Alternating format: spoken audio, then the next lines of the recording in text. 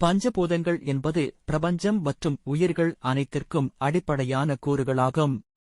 நிலம், நீர், நெருப்பு, காற்று மற்றும் ஆகாயம் ஆகிய 5 பஞ்சபூதங்கள் ஆகும். மனிதனின் உடல் நேராக இருப்பது போல இந்த 5 கோவில்களும் ஒரே நேர்கோட்டில் இருக்கிறது என்பது ஆச்சரியமான உண்மை. இந்த 5 கோவில்களின் ஸ்தல வரலாற்றை பார்க்கும் முன் நமது சிவமே சித்தம் சானலை சப்ஸ்கிரைப் பண்ணுங்க. நம்ம சானல்ல ஒவ்வொரு கோவிலின் ஸ்தல வரலாறுகளை ஒரு அழகான கதை வடிவத்தில் தொகுத்து வழங்குகிறோம்.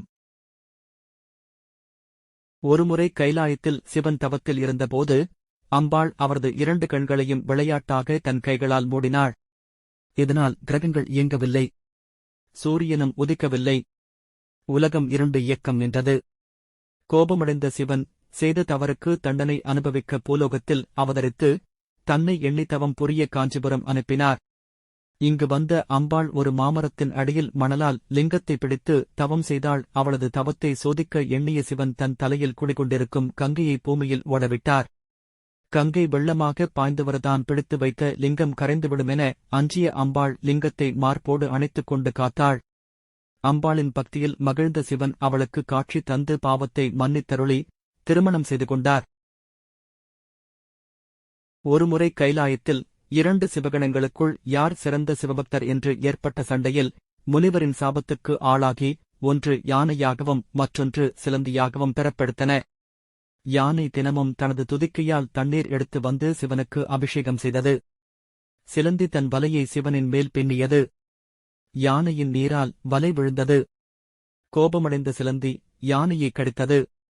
இதனால் யானைக்கு முக்தியும் சிலந்திக்கு அடுத்த பிறவியில் மனித பிறப்பு எடுக்க வைத்து மாடக்கோவில்கள் கட்டும்படியும் சிவன் அருள் புரிந்தார்.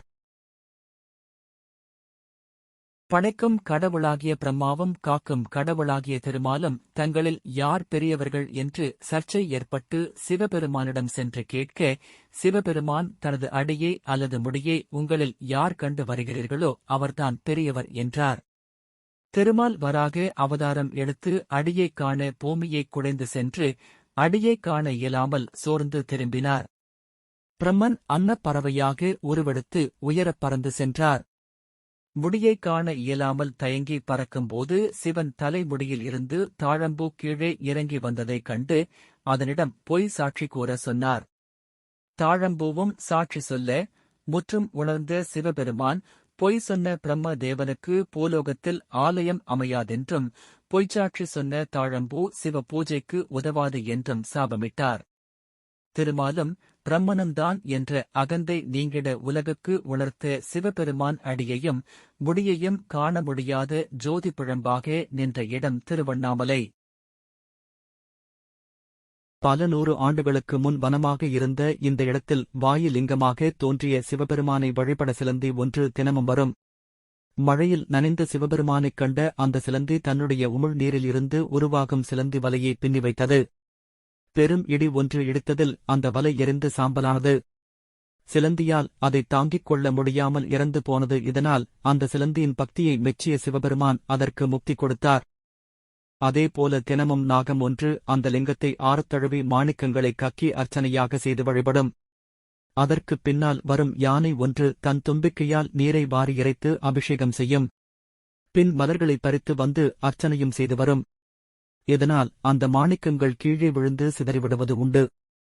தொடர்ந்து இதுபோல் நடந்து கொண்டிருக்க அந்த நாகத்திற்கு சந்தேகம் வந்தது. யானை இதுபோல் செய்வதை அந்த நாகம் ஒரு நாள் பார்த்து கோபமுற்ற நாகம் யானையின் தும்பிக்கையினுள் சென்று மூச்சடைக்க செய்தது. சுவாசிக்க முடியாமல் அந்த யானை பாறையில் மோதி மோதி கடைசியில் இரண்டும் இறந்து போனது.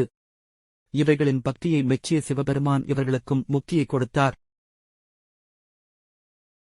முன்னொரு காலத்தில் மத்தியந்தன முனிவர் என்பவர் தன்னுடைய மகனுக்கு கல்வி பயிற்சி நிரம்பிய பின்னர் சிறப்புடைய திருத்தலம் ஒன்றிலே சென்று இறைவனை வழிபாடு செய்ய அனுப்பினார்.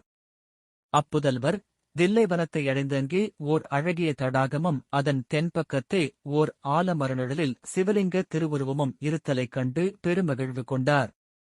அங்கே ஒரு தவச்சாலை அமைத்துக் கொண்டு சிவலிங்கப் பெருமானை பூஜித்து வந்தார். தாம் நாள்தோறும் இறைவனை வழிபாடு செய்தற்கென்று பறிக்கும் பல நறுமணமர்களை ஒருநாள் ஆராய்ந்து பார்த்தார். அம்மலர்களுள் பழையனவும் பழுதுபட்டனவுமான மலர்கள் கலந்து இருக்க கண்டு வருந்தினார். பொழுது விடிந்தபின் மலர்களைக் கொய்தால் அவை வண்டுகள் ஊதியனவாக ஆகிவிடுகின்றன. இரவிலேயே சென்று பறிப்போம் என்றால், மரம் சரிந்த இக்காட்டிலே வழிதெரியவில்லை, மரங்களில் ஏறினாலும் பனியால் கால் வழுக்குகின்றது என அவ்விளைய முனிவர் பெரிதும் வருந்தினார். அந்நிலையில் எல்லாம் வல்ல சிவபெருமான் அம்முனிவர் முன்னே தோன்றினார். முனிவர் இறைவனை வணங்கி வாழ்த்தி, தங்களை வழிபட வேண்டி அடியேன் விடியற் பொழுதில் சென்று மரங்களில் வழுக்காமல் ஏற வேண்டியிருத்தலால் என்னுடைய கைகால்கள் புலியின் வலிய நகங்களையுடையனவாதல் வேண்டும். வழி தெரிந்து செல்லுதற்கும் பழுதற்ற நறுமலர்களை தெரிந்து கொய்வதற்கும் கால்களிலும் கைகளிலும் கண்கள் உண்டாதல் வேண்டும் என வேண்டினார். இறைவனும் அவர் வேண்டிய வண்ணம் வரத்தினைத் தந்து மறைந்தருளினார். அன்று முதல் அவர் வியாக்கிரபாதர் புலிக்கால் முனிவர் என்னும் பெயருடன் விளங்கினார்.